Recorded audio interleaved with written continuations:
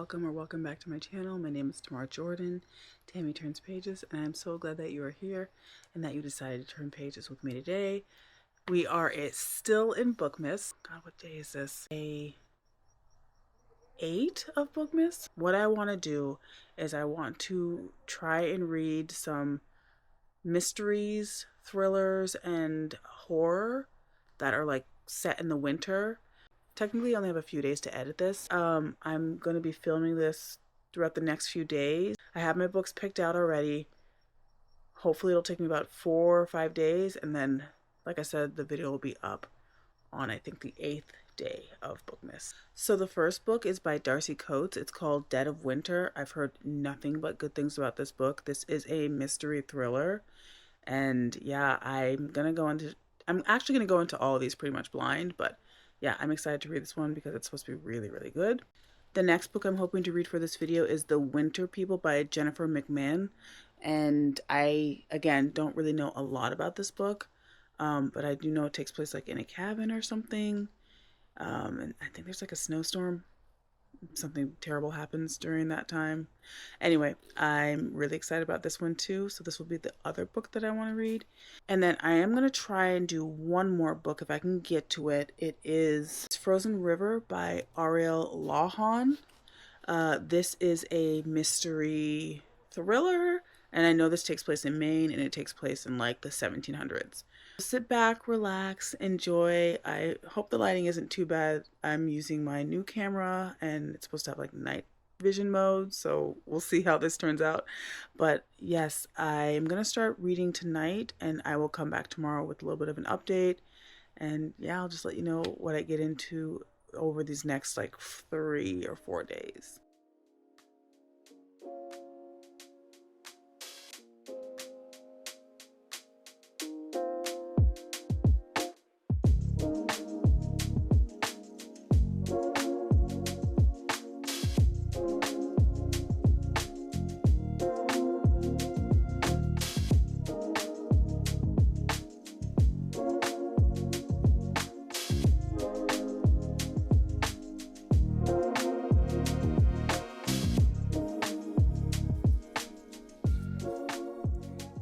Next day, and I want to give you a little bit of an update on where I'm at in Dead of Winter by Darcy Coates.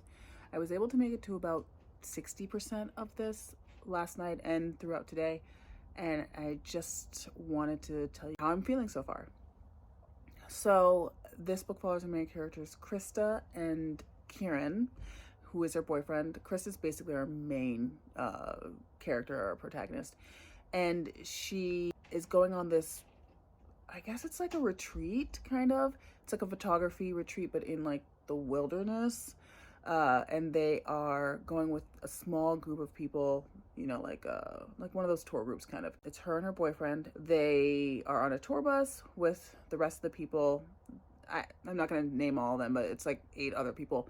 And they realize like the weather's starting to get really bad. And then there's a fallen tree on their way to this remote location that they're trying to go to. It's like a resort. And they have to get out of the car, or they have to get out of the bus and start walking on foot. And when they're doing that, they get very lost and they have to seek shelter because it's getting dark. They think they're just going to be there for one night. They're not just there for one night. Kieran is sus. He's sus. I don't know, like that. There's no other way to put it. He's just unsupportive and like kind of gaslights our main character, Krista, because she starts to notice things are not right and things aren't really working out. When they get off the bus, they do find shelter, and the shelter is this like kind of cabin right here, and it has food but not a lot of food, has like supplies and stuff but just not a lot. And so she becomes very worried very quickly. Some others are worried as well, but not everyone. And you know, because they don't think they're going to be there for that long. Plot twist, they're there for longer than a night. And they have these like little, I guess these little like moments where they're trying to like get out and um kind of travel around and see like what's around them, so see if they can find a way out of the deep woods, because that's where they are, and it's really not successful every single time they do it. So but the problem is that the food starts to dwindle, people start getting very cranky, and then one person shows up dead, and they don't know how that happened, and they get increasingly more suspicious of the people around them. And that's basically where I'm at now. It's really good. Darcy Coates is really known for writing twisty, turny thrillers and horror. I actually have read most of the the Haunting of series. It's like a bunch of haunted houses series, and those were really, really great. This is getting a little more thriller right now than it is horror, but I'm really enjoying this. Her books are so quick to read. Like I said, I'm like 60% of the way through, so I'll probably be done with this tonight, and then I'll move on to my next book.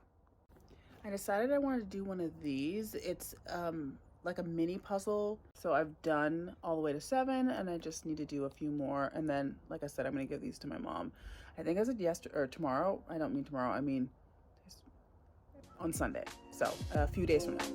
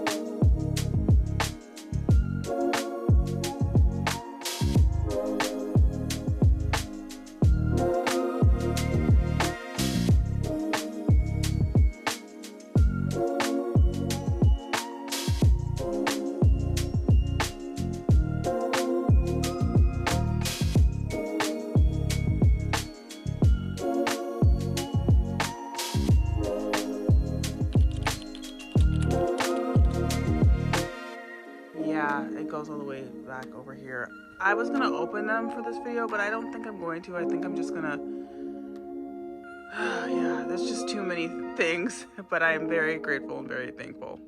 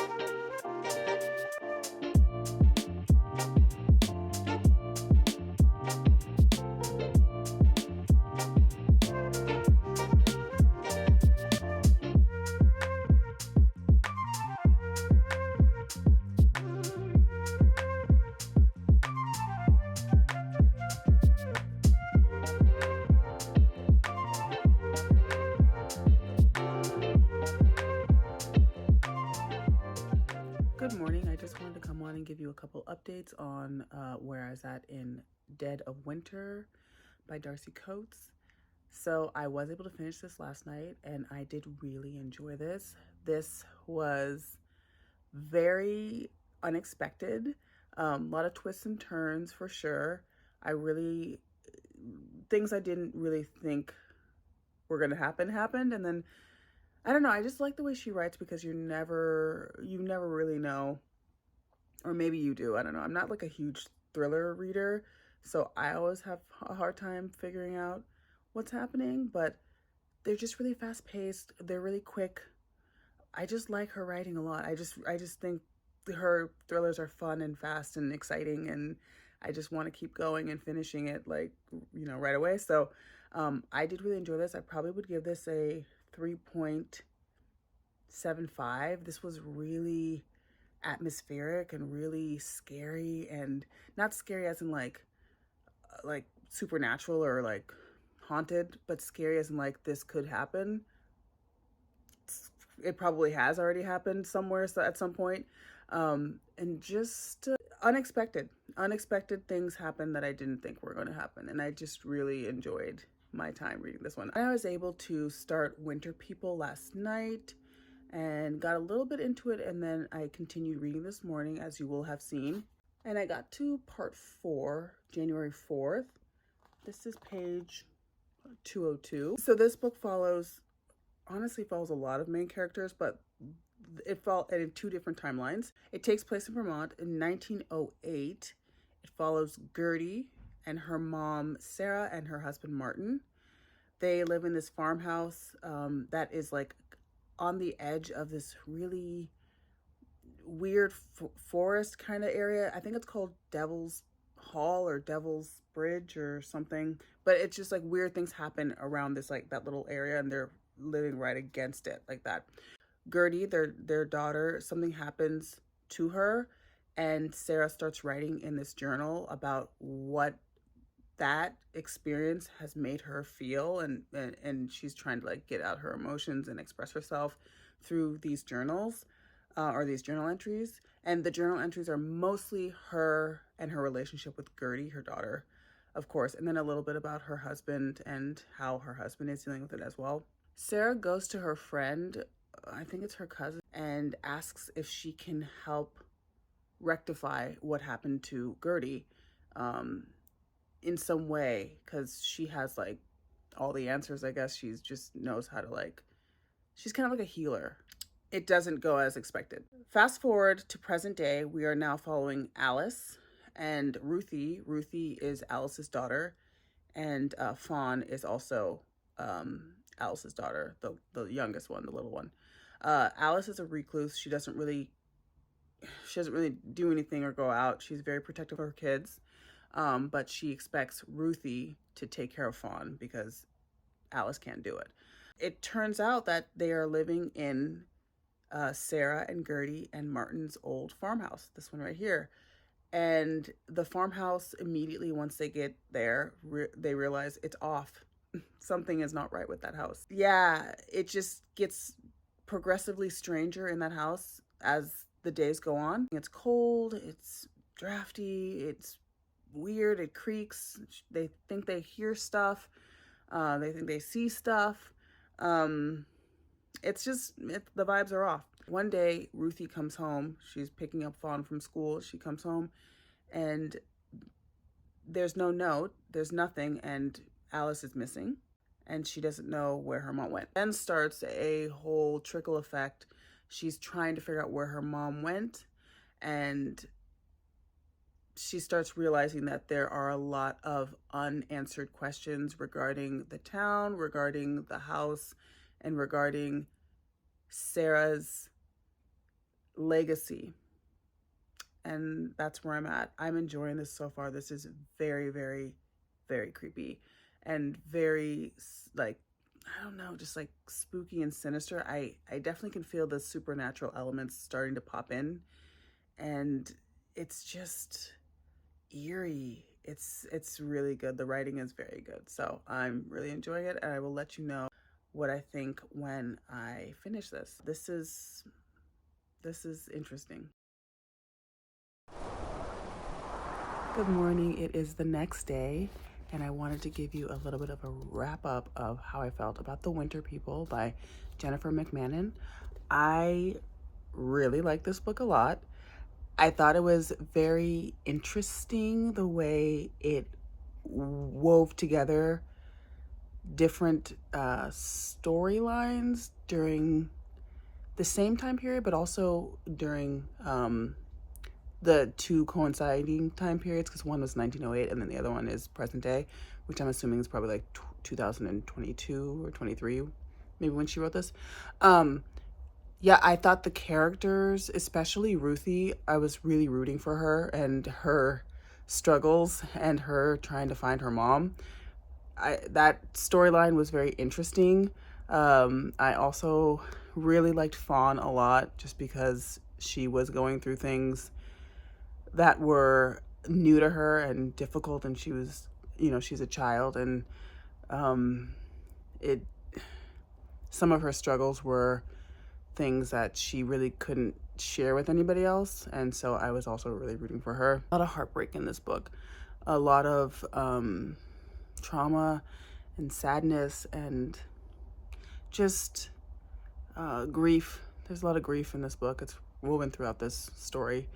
And what you do when you're dealing with grief, basically. I can see why there is such hype on this book. This is very good. This is a really interesting and intricate storyline. And yeah, you can feel that like wintry, chill to the bone kind of feeling when you're reading this book. So I would give this book 4 stars. This was an excellent read. I understand all the hype now. And yeah, I'm happy I read it. I was going to try and read this one as well for this video. I said 2 or 3 books, and this would be the 3rd. However, I was doing a little bit of research on this book, and I did read the back as well. And this doesn't take place in 1900s. It takes place in, I think, 1789. However, the storylines are, in my opinion, just from reading this, seem like they could be a little bit of the same, not exactly, obviously. Like, I know this follows one person and she's, you know, trying to solve a case and what have you, but and the other one is like many different people interconnected, you know, woven together. However, this one also has a bit of journal entry kind of diary storyline too, and then again, this is a mystery also. And then I also think just the wintry aspect. I just thought they might be too similar reading them like back to back. So I'm going to save this book for another time, maybe another vlog or just on my own. But yeah, I will get to this book soon. So that is it. If you enjoyed this video and you are enjoying Bookmas, please don't hesitate to like, comment, share, subscribe. It does wonders for a channel as small as mine. And if you have made it this far, which I'm thinking this video isn't that long, hopefully, fingers crossed, please leave a book emoji. Thank you so much, and I'll see you in the next one. Bye.